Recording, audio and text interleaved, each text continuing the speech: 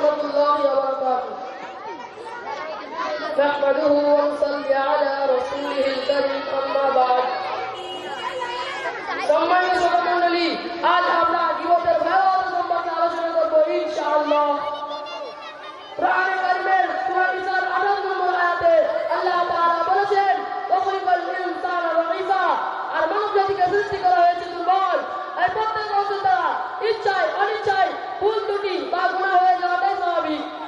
সূরা তিরমিজির 499 নম্বর হাদিসে বর্ণিত আছে, আনাস রাদিয়াল্লাহু তাআলা আনহু বলেছেন, নবী সাল্লাল্লাহু আলাইহি ওয়াসাল্লাম বলেছেন, মানুষ মাত্র গুনাহগার, এই গুনাহগার মানুষদের মধ্যে তারাই উত্তম যারা বেশি বেশি তওবা করে। উলামায়ে কিরাম লিখেছেন, গুনাহ দুই প্রকার, এক বাইরে অন্তরের গুনাহ, নাম্বার 2 অন্তরের গুনাহ। অন্তরের গুনাহ বলতে হিংসা বিদ্বেষ প্রভৃতি, আর বাইরে অন্তরের গুনাহ বলতে হাত পায়ের গুনাহ, চোখের গুনাহ, কানের গুনাহ, জবানের গুনাহ। আজ আমরা তো বাইরে অন্তরের গুনাহের মধ্যে জবানের একটি মারাত্মক গুনাহ সম্পর্কে আলোচনা করব, সেটা হলো গীবত বা পরনিন্দা। মনে রাখবেন, অঙ্গ প্রত্যঙ্গের যত প্রকার গুনাহ আছে তাদের মধ্যে সবচেয়ে মারাত্মক গুনাহ হলো জবানের গুনাহ। একটি প্রবাদ আছে, তীরের আঘাত মিটে যায় কিন্তু জবানের আঘাত মিটে না। এই জন্য রাসূল সাল্লাল্লাহু আলাইহি ওয়াসাল্লাম বারবার জবান হিফাজত করতে বলেছেন।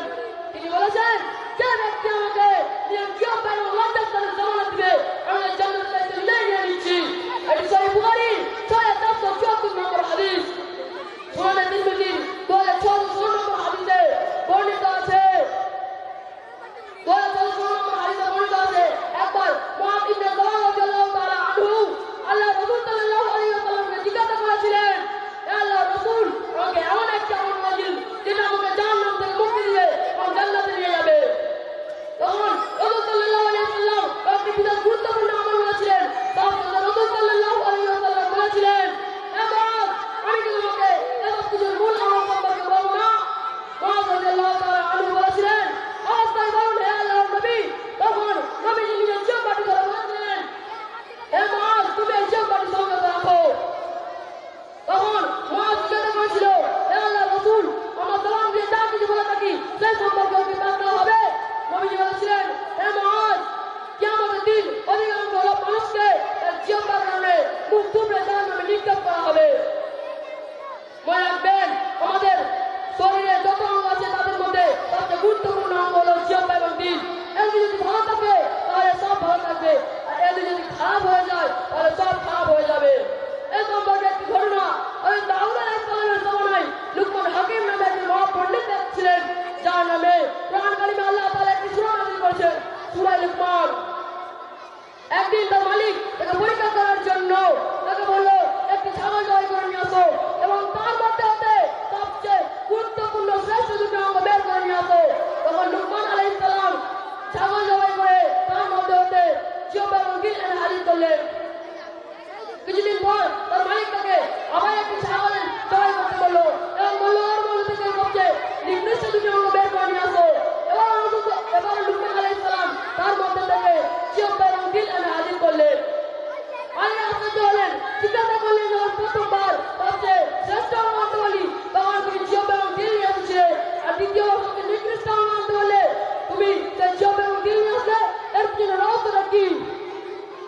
লুকমান আলাইহিস সালাম বলেছিলেন, মানুষের মধ্যে যদি জিহ্বা এবং দিল ভালো থাকে তাহলে তার চেয়ে ভালো মানুষ হতে পারে না, এবং এর যদি খারাপ থাকে তাহলে তার চেয়ে খারাপ মানুষ হতে পারে না। সুধীবৃন্দ, আজ আমরা জবানের একটি মারাত্মক গুনাহ গীবত সম্পর্কে আলোচনা করছি। ওকে জানতে হবে গীবত কাকে বলে। সহিহ মুসলিমের 2589 নম্বর হাদিসে আবু হুরায়রা রাদিয়াল্লাহু তাআলা আনহু হতে বর্ণিত আছে, একবার রাসূল সাল্লাল্লাহু আলাইহি ওয়াসাল্লাম সাহাবাকে জিজ্ঞাসা করেছিলেন, হে সাহাবাগণ, তোমরা কি জানো গীবত কাকে বলে? সাহাবারা বলেছিল, আল্লাহ ও তার রাসূল ভালো জানেন। তখন রাসূল সাল্লাল্লাহু আলাইহি ওয়াসাল্লাম বলেছিলেন, তোমার ভাইয়ের পিছনে তার এমন বস্তুটি বর্ণনা করা যেটা তারা পছন্দ করে। নবীজিকে প্রশ্ন করা হলো, সেই দোষ তার মধ্যে থাকে তাহলে কি তারা গীবত হবে? নবীজি বলেছিল, সেই দোষ যদি তার মধ্যে থাকে আর তুমি তার পিছনে বর্ণনা করো তাহলে তুমি তার গীবত করলে, আর যদি সেই দোষ তার মধ্যে না থাকে আর যদি তুমি তারা বর্ণনা করো তাহলে তুমি তার উপর তুহমত লাগালে। তুহমত মানে হলো অপবাদ লাগালো, আর তুহমত হলো তুমি হচ্ছে আরো বড় গুনাহ। সম্মানিত উপস্থিতি, এবার আমরা